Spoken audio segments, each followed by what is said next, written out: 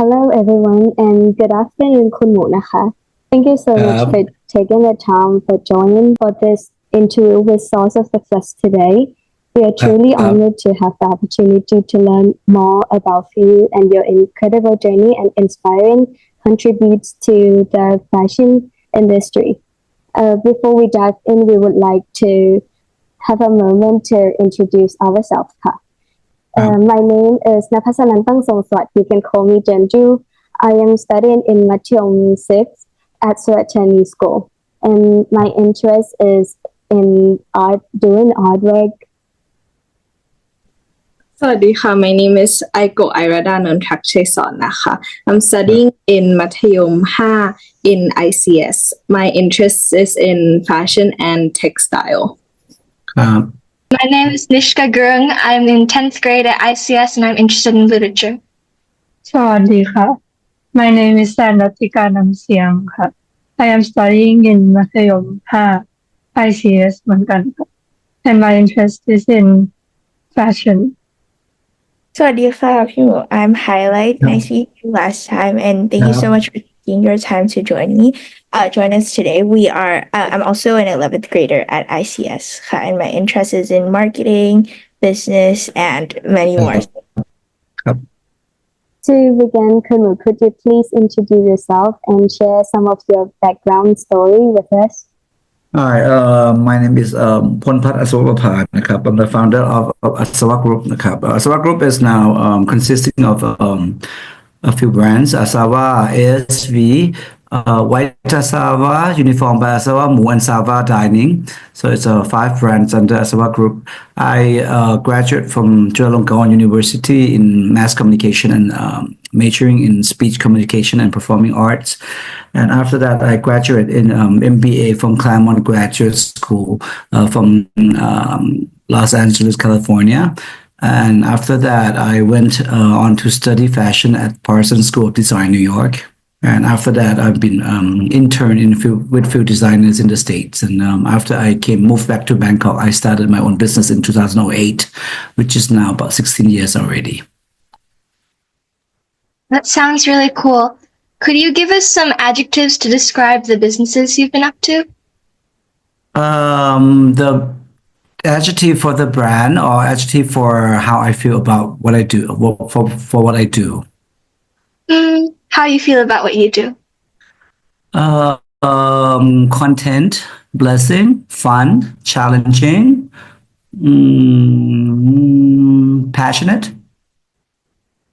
Is there a particular business that you are most proud of?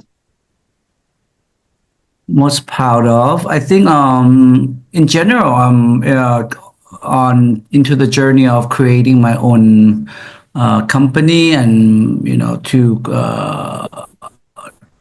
to have courage to establish my own brand. It's one of the proudest thing I have done with my life, obviously. Also to break through from my family business to come on my own term and on my own path to follow my own dream is another things that I feel like it's a blessing on its own. What inspired you to establish Asava fashion brand? Inspired me. I at that time when I started my company or my brand, it is not even about the inspiration. It's more about my passion. It's about what I like and what I believe I could do well, or what I could live my life through the years for the rest of my life. That's more like aspiration to start my own brand and my own business. Apart from go back to my family and work with my family and stuff, which is not bad at all, but it's not something that I think it's for me.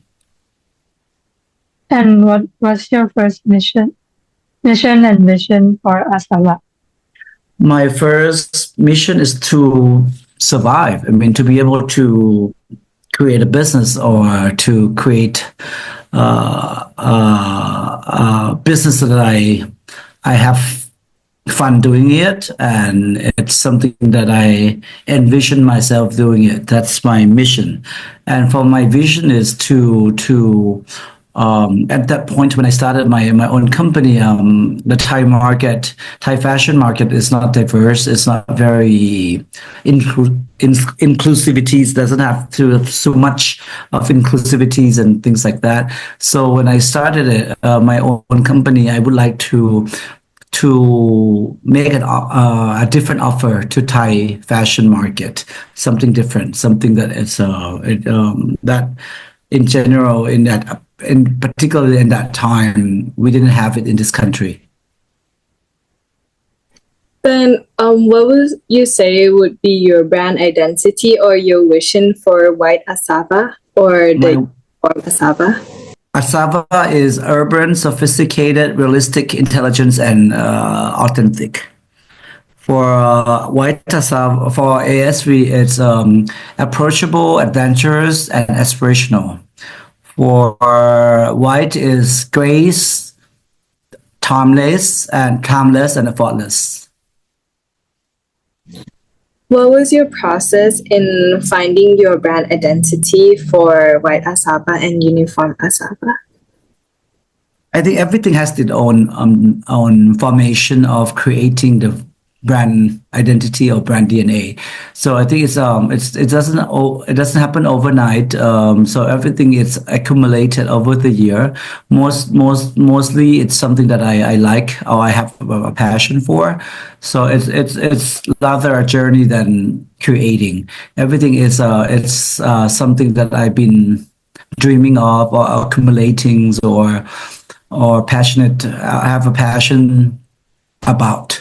So I kind of keep everything on file or in my brain, and once I have to use it, I kind of sort it out and to make it a little bit more systematic, strategize it for each brand to have different visions or different DNA or different identities. Would you say your past internships have played a role in how you form your brand, such as your internship at Marc Jacobs? At Marc Jacobs, it's not so much about forming my brand identity, but it's more about learning or to see the fashion industry as a whole, as a big picture, because at that point I have no experience at all in fashion. So for me, just to be able to intern there and just to see American fashion industry, it kind of ensure me that this is what I like and what I love to do and for the rest of my life, and also to understand the function of each element in term of in fashion industry. That's what I learned from Marc Jacobs. When you are intern, there's not so much you can do. So you're just there to observe. So it's but it's a great experience for me to be able to see all this. But what really taught me the most is when I work with a brand, becoming more like an employee, not an intern. So when I worked with Max Mara for so many years in Italy and in New York, and so that's when I really they really put me into the field. In other words, I have to compete with others, employees from around the world, and that's where where my growth has grown the most. Or when I learned the most from my paid job, so to speak. What do you think would be your biggest lessons that you have learned during your time at Max Mara? What is a lesson I learned is fashion is not a pure art. It's a fashion. Fashion is a business of fashion. So everything has to be done systematically. Everything has to be done with strategy. Everything has to be done in a way that it's not by accident. Everything is created based on information about customers' preference and sales reports and a lot of things. So that's what I learned, that fashion is not a pure art, but it's a commercial art. So you have to understand the most important part of fashion is not only the creativity side, but also the business side as well.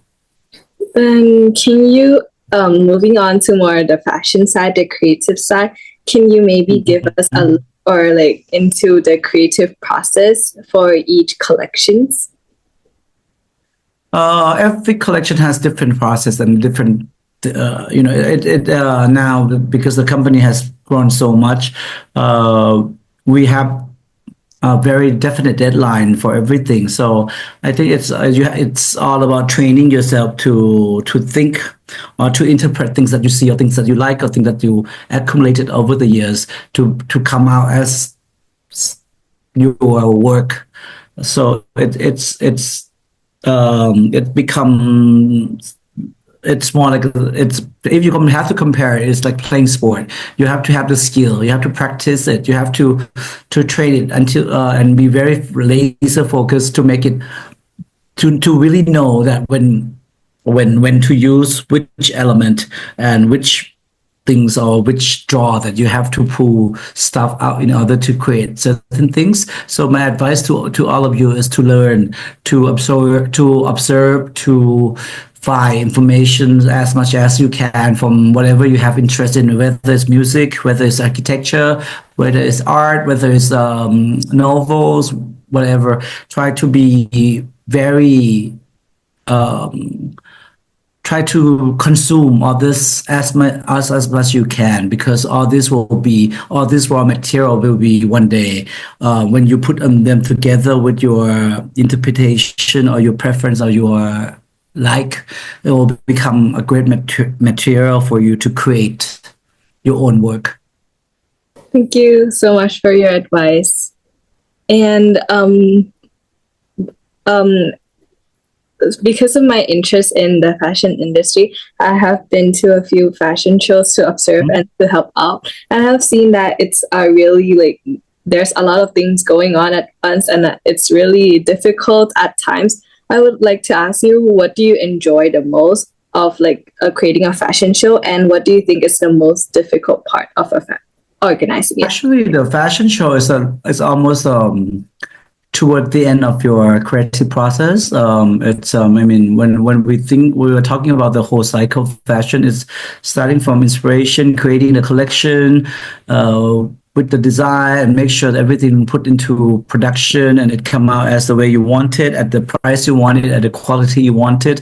And then you do the fashion show, which is maybe 20 minutes out of your 4 months or 6 months of work. And then after the fashion show, it's all about the sales and after sales and the reports and what sells and what not, and what didn't sell. So I think it's when people when they talk about fashion, they all focus on this very small percentage of what we do, and it's more like almost to the end of the process of creating the collection.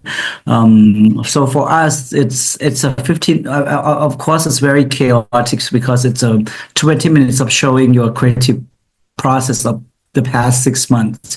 So I guess for me, it's not about fashion show. Of course, fashion show is one of the highlights of the collection, but for me, it's a whole process of creating the collection, make it to the production and create a fashion show, and then see how it's the result when it's come out on the when I see it, my creations on the real customers and how they feel about my clothes and how my clothes will make their part of life, or they make them feel better.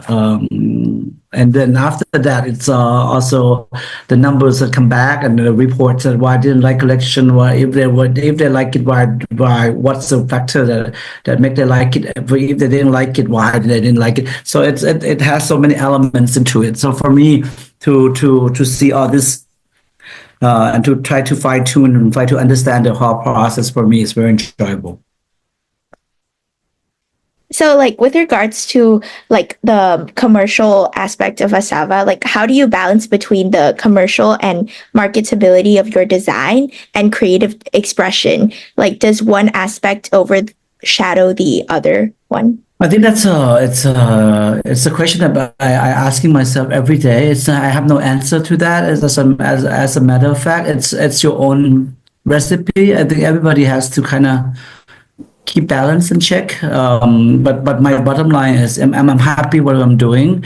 Although if the figures or the revenue is keep going up, but if I'm not happy, if I don't feel proud of what I do, then I think maybe there's something wrong with the revenue that I gain. Again, if I have to do something that I love so much and have passion so much, but my business is in minus, then there's something wrong as well. So I think that it's everybody had their own interpretation of where do you like to be and how do you feel about it. There's no one definite answer, but I think you have to keep checking it, whether you respect yourself, whether you respect your work with that revenue, or I mean, there's something that you have to improve or something that you have to do in order to be proud of yourself and to be happy with what you do. I think that's most important things that you have to keep checking and evaluating yourself as often as you can. I think that's would be my answer. What would you say your style of leadership is? What do you, I think when you start from everything you do from passion, I guess that's part of the keywords that we use here. It's the passion.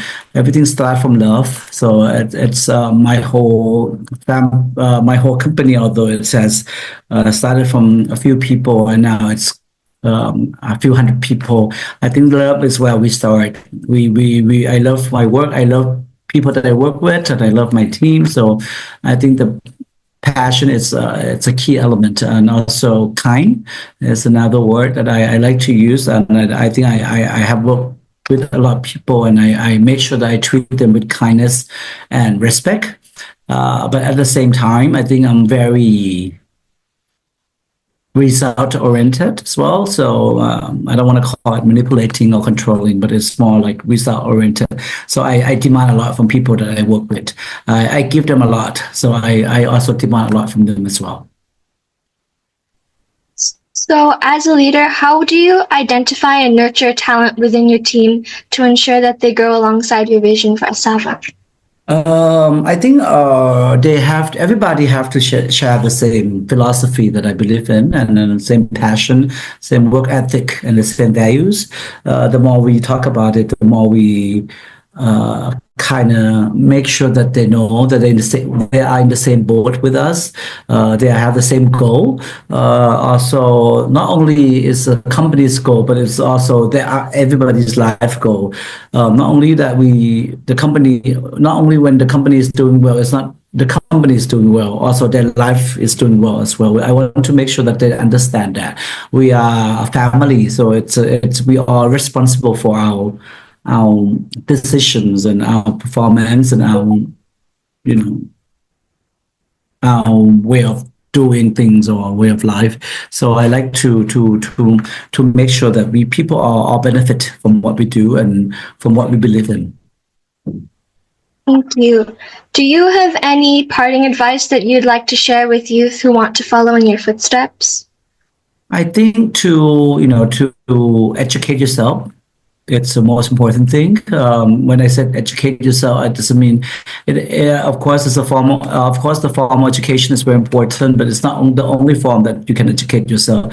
Education meaning learn as much as you can. Learn from walking to the museum, from your traveling, from watching. I mean, even silly things that people might think that there's no benefit from it. If you really take those things seriously, it can be beneficial at the same time. So, but make sure don't waste your time doing things that it's not in your equations or in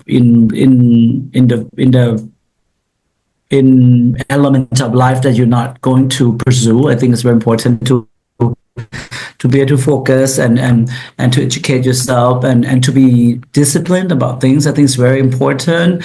When people say you should have a passion, for me, passion without discipline or hardworking or effort, it's meaningless. So I find the word passion sometimes becomes so too commercial almost. So I don't use that term loosely, but when I use the word passion, passion always comes with hard work and discipline and efforts and a lot of failures and things like that. So I think that's the whole process that you guys are going to have to understand. And lastly, is the most important thing is you have to be patient. Things doesn't come in your way all the time. Things doesn't happen easily, and things doesn't come overnight. So everything is I don't like this word, but I keep using this word. I don't it's the whole journey.